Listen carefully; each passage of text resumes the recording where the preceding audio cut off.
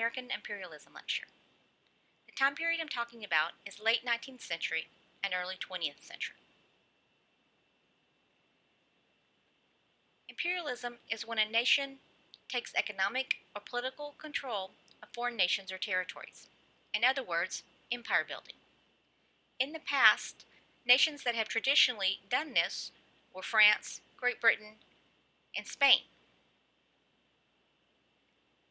Except in this case, we are talking about America. During the 19th century, America was focused on westward expansionism, controlling territories in the American West. In the late 19th and early 20th century, America will move away from local expansion and toward global imperialism. This is contradictory to American history because America went against the British Empire so it could make its own choices during the American Revolution. So, in other words, America is doing to another nation what Great Britain did to it. America was built on anti-imperialistic principles. So when America goes in the imperialism direction, it will create debate, both for imperialism and against imperialism. And I'll talk about that towards the end of the lecture.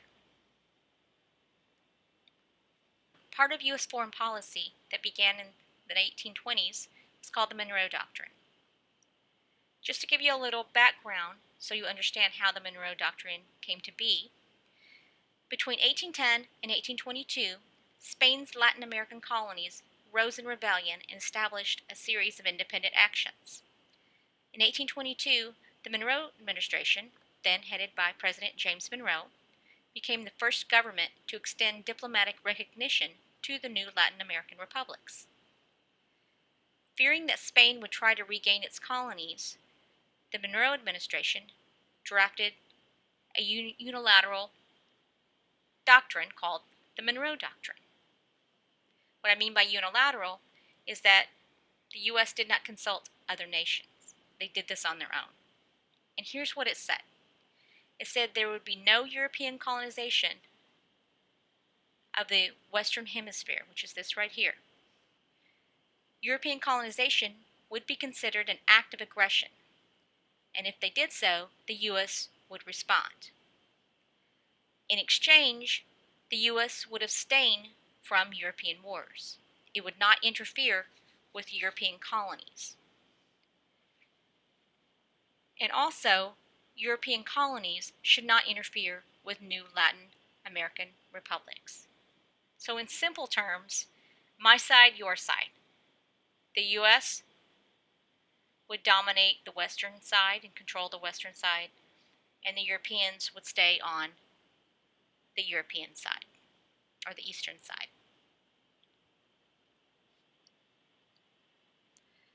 America moved to imperialism because of economics. It wanted to expand to global markets, partly because of the 1890s Depression. The Depression caused a downturn in the economy, as well as a loss of jobs. The U.S. wanted to make products for overseas markets in order to create jobs and wealth at home. The U.S.'s justification for imperialism was American exceptionalism and social Darwinism.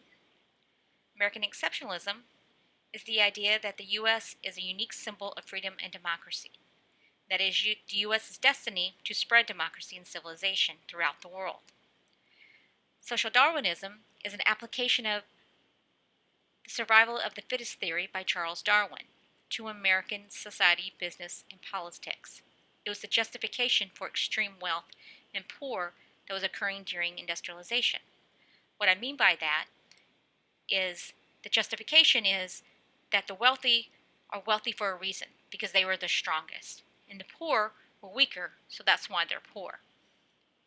It was also a justification for imperialism. It was the idea that white Anglo-Saxon Germans are the superior races. And that was what was predominantly in America at that time. That, in other words, the U.S.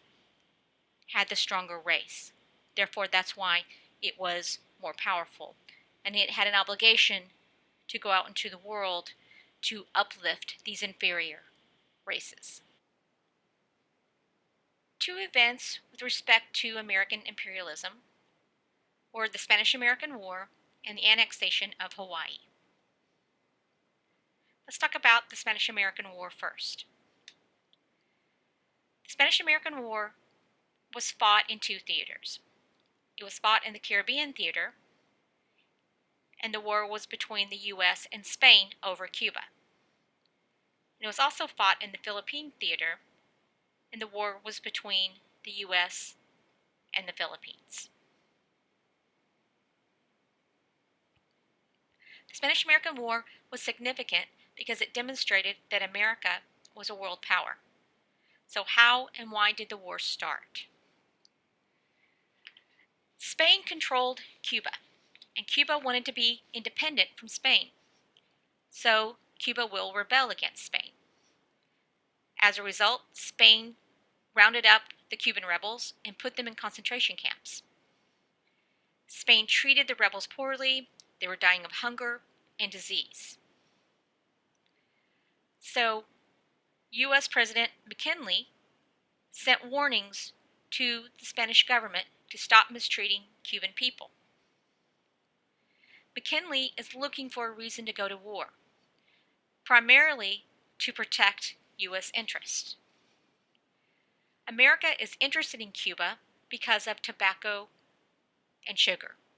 These products benefited U.S. manufacturing. In fact, U.S. interests exceeded about $100 million in Cuba. At this time, the U.S. had very little interest in the Philippines. It was strictly over Cuba. The conflict will be even more heightened and exaggerated by something called yellow journalism. It's not quite propaganda, but something like that. McKinley deliberated on what to do. The U.S. sent the USS Maine to Havana Harbor to persuade the Spanish government. The Maine blew up because of mechanical problems. McKinley pointed the finger at Spain and covered up the accident. And on April 11, 1898, the U.S. declared war on Spain. "Remember the Maine, to hell with Spain," was the well-known catchphrase. Congress approved a declaration with a proclamation called the Teller Amendment, and that amendment guaranteed Cuban independence. In other words, the U.S. was not going to occupy Cuba. Theodore Roosevelt will fight in the war. He stepped down from his post as the Assistant Secretary in order to fight with a group called the Rough Riders. The Filipino rebels are excited that Americans were liberating the Philippines from Spain. At least that's what they thought that the U.S. was doing. A gentleman by the name of Emilio Aguinaldo is a rebel leading the fight for the Philippines against Spain. Ultimately, the U.S. will win the war with Spain at a battle called San Juan Hill. It actually ends pretty quickly, thanks to Theodore Roosevelt and his Rough Riders. The Treaty of Paris is signed between the U.S. and Spain. In that treaty, the U.S. acquired Puerto Rico, Guam, and the Philippines. And ultimately, Cuba will be liberated. But before the ratification of this treaty, the Filipinos will rebel against the U.S. and will create a conflict between the U.S. and the Philippines, because the Philippines wanted independence. They didn't want to be occupied or controlled by the U.S. So this war between the U.S. and the Philippines will go on for another 3 years. And ultimately, the U.S. wins that conflict. At the end of the Spanish-American War, the Platt Amendment is created. The Platt Amendment set conditions for the U.S. withdrawal from Cuba. In exchange for the U.S. withdrawing its troops from Cuba, Cuba would only make treaties with the United States. The amendment also gave the U.S. the right to intervene in Cuban affairs, and it gave the U.S. Guantanamo Bay. In 1904, the U.S. is going to have a slight change in foreign policy, called the Roosevelt Corollary to the Monroe Doctrine. This was created by then President Teddy Roosevelt, and it changed the Monroe Doctrine from protection of Latin America to policing it. It really highlights Roosevelt's ideology of speak softly and carry a big stick, and that big stick was the U.S. naval power. The annexation of Hawaii was also important in the American imperialism plight. I'm not going to go into much detail about the history of the Hawaiian nation. I'm just going to hit a couple of highlights and how it became part of the U.S. The U.S. made a treaty with Hawaii in 1876. The Hawaiian monarchy would later be overthrown, and the U.S. would annex Hawaii in July of 1898. And the reason the U.S. wanted Hawaii was because of Pearl Harbor. It was in perfect location to protect American economic interest, to protect American commerce. And you can see some of the nations that we acquire, the Philippines, the Hawaiian Islands. These are very close to Asia, and eventually the U.S. would like to get into the Chinese market. So it's very well situated for that.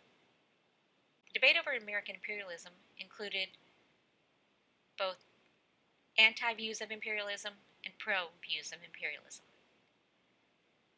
One anti-view was that the U.S. was oppressing other nations by controlling them, that they were denying their liberty. Another anti-view was that controlling these other nations ran contrary to American values that stemmed from the American Revolution. After all, at one point, the American colonies were the ones being oppressed by the British Empire. We broke away from that because we didn't like it. Now we've switched roles with Great Britain.